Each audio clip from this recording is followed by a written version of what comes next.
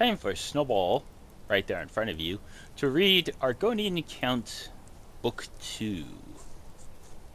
This seems to go up to Book 4. Snowball wonders if there's more past Book 4. Snowball only has up to Book 4, though. Oh well. Book 2. The Argonian Account, Book 2, by Wanguin Jarth. Decubus Scotti emerged from the dirt and reeds, exhausted from running, his face and arms sheathed in red flesh flies. Looking back towards Cyrodiil, he saw the bridge disappear beneath the thick black river.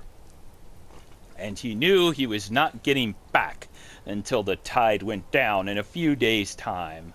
The river also held in its adhesive depths the files on the Black Marsh account. He would have to rely on his memory for his contacts in Gideon.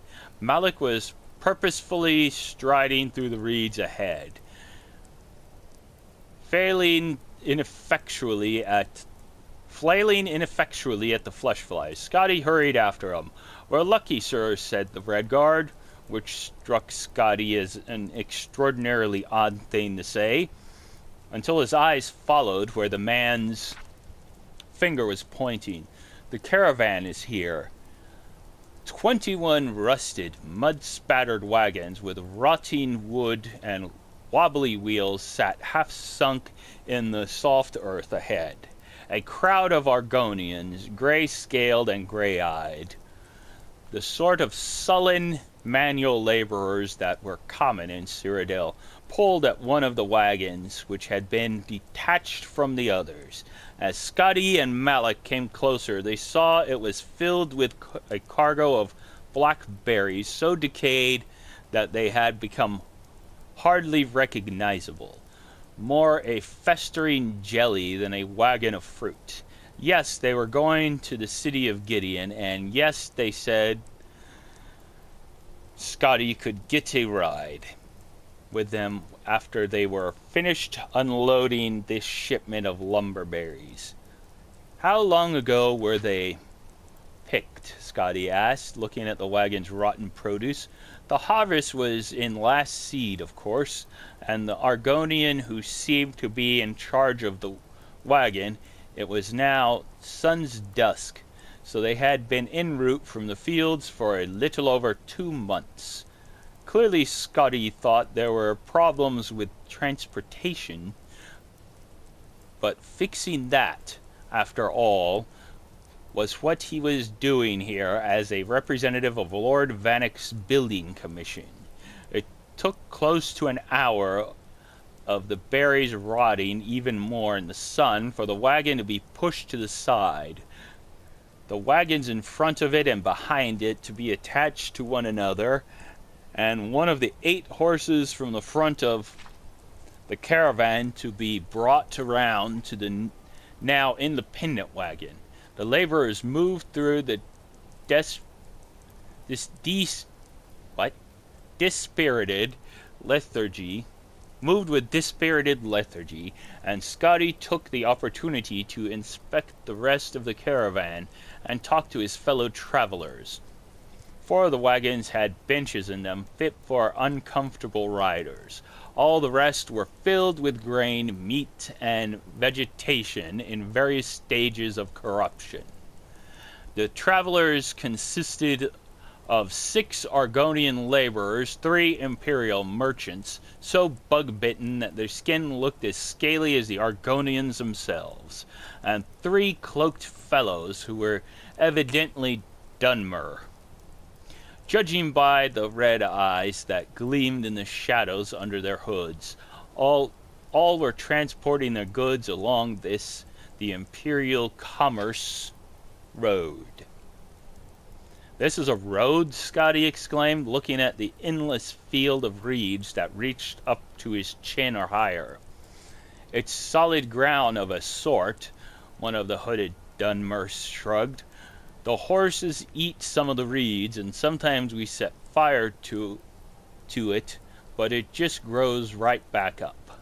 Finally, the wagon master signaled that the caravan was ready to go, and Scuddy took a seat in the third wagon with the other Imperials. He looked around, but Malik was not on board. "I agreed to get you to Black Marsh and take you back out," said the Red Guard, who had plumped down a rock in the sea of reeds and was munching on a hairy carrot. "I'll be here when you get back."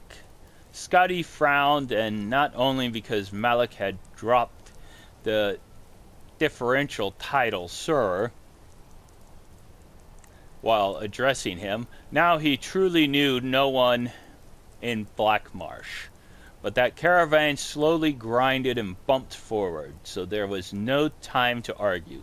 A noxious wind blew across the Commerce Road, casting patterns in the endless, featureless expanse of reeds in the distance. There seemed to be mountains, but they constantly shifted, and Scotty realized they were banks of mist and fog.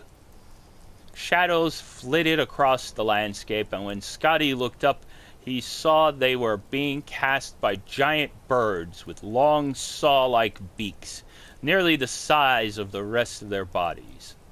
Hawkwings, cheerio. Hawkwings Chero G. Mullius, an Imperial on Scuddy's left, who might have been young but looked old and beaten, and muttered, "Like everything else in this damnable place, they'll eat you if you don't keep moving. Beggars pounce down and give you a nasty chop, and then fly off and come back when you're mostly dead from blood loss." Scotty shivered. He had hoped they'd been in Gideon before nightfall. It was then it occurred to him that the sun was on the wrong side of the caravan. "Excuse me, sir," Scotty called to the wagon master. "I thought you said we were going to Gideon." The wagon master nodded. "Why are we going north then? We should be going south." There was no reply but a sigh. Scotty confirmed with his fellow travelers that they too were going to Gideon, and none of them seemed very concerned about the circuitous route to getting there. The seats were hard on his middle-aged back and buttocks, but the bumping rhythm of the caravan and the hypnotic waving of the reeds gradually had an effect on him, and Scotty drifted off to sleep. He awoke in the dark some hours later, not sure where he was. The caravan was no longer moving, and he was on the floor under the bench. Next to some small boxes, there were voices speaking a hissing, clicking language Scotty didn't understand, and he peeked out between someone's legs to see what was happening. The moons barely pierced the thick mist surrounding the caravan, and Scotty did not have the best angle to see who was talking for a moment. It looked like the gray wagon master was talking to himself, but the darkness had movement and moisture. In fact, glistening scales. It was hard to tell how many of these things there were, but they were big, black, and the more Scotty looked at them, the more details he could see. When one particular detail emerged, huge mouths filled with dripping needle-like fangs, Scotty slipped back under his bench. Their black little eyes had not fallen on him yet. The legs in front of Scotty began to thrash as their owner was grabbed and pulled out of the wagon. Scotty crouched further back, getting behind the little boxes. He didn't know much about concealment, but he had some experience with shields. He knew that having something, anything in between you and bad things was always good. A few seconds after the legs had disappeared from sight, there was a horrible scream, and then a second, and a third. Different timbres, different accents,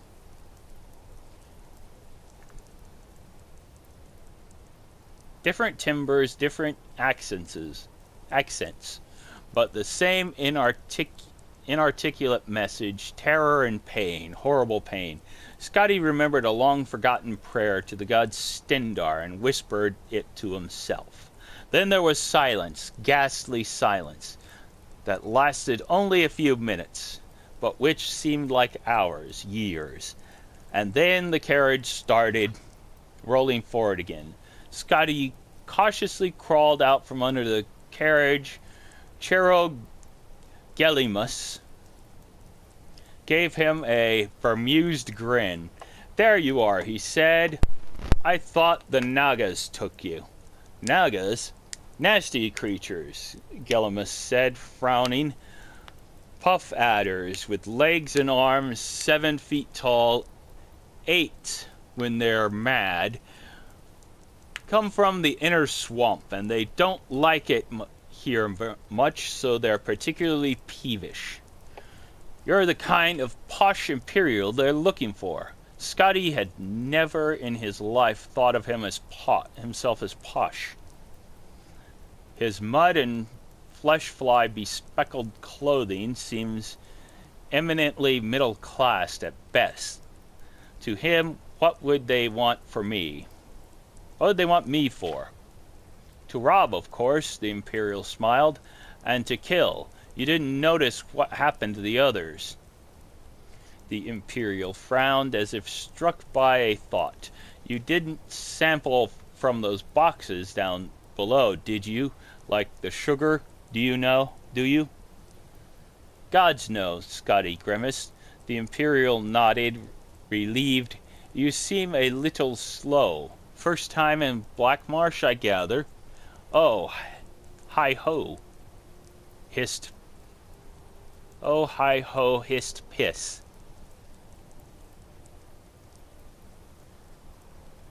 Snowball wonders about that. Scotty was just about to ask Gelimius what that vulgar term meant when the rain began. It was an inferno of foul-smelling, yellow-brown rain that washed over the caravan, accompanied by the growl of thunder in the distance. Gellimus worked to pull the roof over the wagon, glaring at Scotty until he helped with the laborious process. He shuddered not only from the cold damp, but from contemplation of the disgusting precipitation pouring down on the already nasty produce in the uncovered wagon. "We'll be dry soon enough," Gellimus smiled, pointing out into the fog. Scotty had never been to Gideon, but he knew what to expect. A large settlement more or less laid out like an imperial city, with more or less imperial-style architecture, and all the imperial comforts and traditions, more or less. There's a lot of more. Something tells me there might be a lot of less. The jumble of huts half sunk into the mud was decidedly less. "What are we?" asked Scotty, bewildered. "What are we?" "Where are we?" asked Scotty, bewildered. "Hixenog," replied Gellimus, pronouncing the queer name with confidence. "You were right. We were going north when we should have been going south." "So, you tricked him." Snowball thinks you tricked him to get him out there. Have a good day. Bye-bye.